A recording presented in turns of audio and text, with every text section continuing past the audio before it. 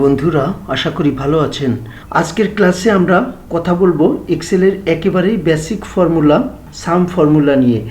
তো বন্ধুরা চলুন আমরা দেখব এক্সেলে সাম ফর্মুলা কিভাবে কাজ করে। এই যে বারটি আপনারা দেখতে পাচ্ছেন, এটি হচ্ছে ফর্মুলা বার। যখনই কোনো সেলে ডাটা ইনপুট দিয়ে থাকি সেটা কিন্তু এই ফর্মুলা বারে শো করে। এই যে দেখেন, আমি এখানে যদি ইনপুট দিই তাহলে কিন্তু এই যে ফর্মুলা বারে শো করতেছে। মাইক্রোসফট এক্সেলে যদি আমরা ফর্মুলা বা ফাংশন ইউজ করতে চাই তাহলে আমাদেরকে অবশ্যই একটি সাইনের ব্যবহার করতে হবে, আর সেই সাইনটি হচ্ছে ইকুয়াল টু, যেটাকে আমরা সমান চিহ্ন বলে চিনে থাকি। তো এই সমান চিহ্ন ছাড়া কিন্তু আমরা কোনো ফর্মুলা ইউজ করতে পারবো না মাইক্রোসফট এক্সেলে। আমি এখানে কিছু ডাটা ইনপুট করে রেখেছি। আজকের যে সূত্রগুলি নিয়ে কথা বলছি সেই সূত্রগুলির ধারণা আমি এই ডাটাগুলি থেকেই আপনাদেরকে দিব। কয়েকটা পদ্ধতিতেই আমরা যোগ করতে পারি।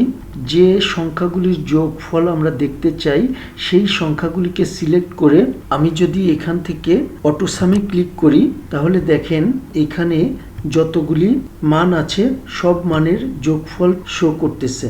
এটা হলো প্রথম পদ্ধতি। দ্বিতীয় পদ্ধতি, ইকুয়াল টু দেব। ইকুয়াল টু চিহ্ন দেওয়ার পর এই সেলটিকে সিলেক্ট করলাম, D2 সেল প্লাস D3।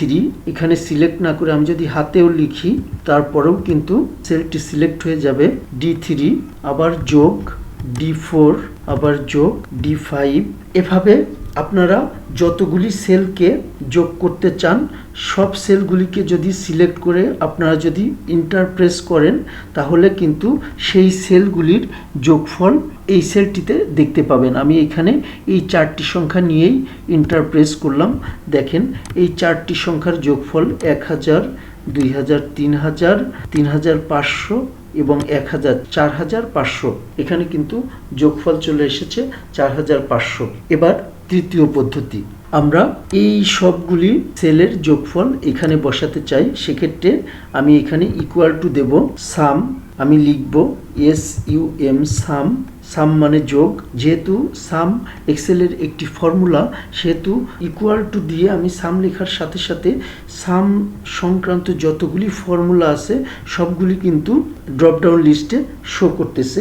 তো যেহেতু আমরা সাম দেখব সেহেতু সামের উপরে আমরা ডাবল ক্লিক করে যেখান থেকে শুরু করব সেই সেলটিকে প্রথমে সিলেক্ট করব। সিলেক্ট করে যে পর্যন্ত আমি যোগফল নিতে চাই সেই পর্যন্ত মাউস চেপে ধরে ড্র্যাগ করে চলে আসব এবং মাউসটি ছেড়ে দেব। ফার্স্ট ব্র্যাকেট ক্লোজ করে দিলাম। ক্লোজ করে দেওয়ার পর আমি যদি ইন্টার প্রেস করি দেখেন আমার টোটাল মানগুলির যোগফল কিন্তু এখানে শো করতেছে। তো আশা করি আপনারা বুঝতে পেরেছেন যে যোগ আমরা কিভাবে করব। যোগ আমরা কয়েকটি পদ্ধতিতেই দেখলাম, 3টি পদ্ধতিতে দেখলাম। এই 3 ভাবে আমরা যোগ করতে পারবো। বিয়োগ কিভাবে করব, এখানে ইকুয়াল টু দিলাম। ইকুয়াল টু দিয়ে এই সেলটি E2 বিয়োগ D2, এই দুটি সংখ্যারই বিয়োগফল আমি দেখতে চাচ্ছি। তো আমি এভাবে সিলেক্ট করার পর আমি যদি ইন্টার প্রেস করি দেখেন এই দুইটি সংখ্যার বিয়োগফল কিন্তু এই যে এই সেলটিতে আমরা দেখতে পাচ্ছি। তো আশা করি বুঝতে পেরেছেন যে কিভাবে আমরা বিয়োগ করব। আজকের ভিডিওটি এখানেই শেষ করছি।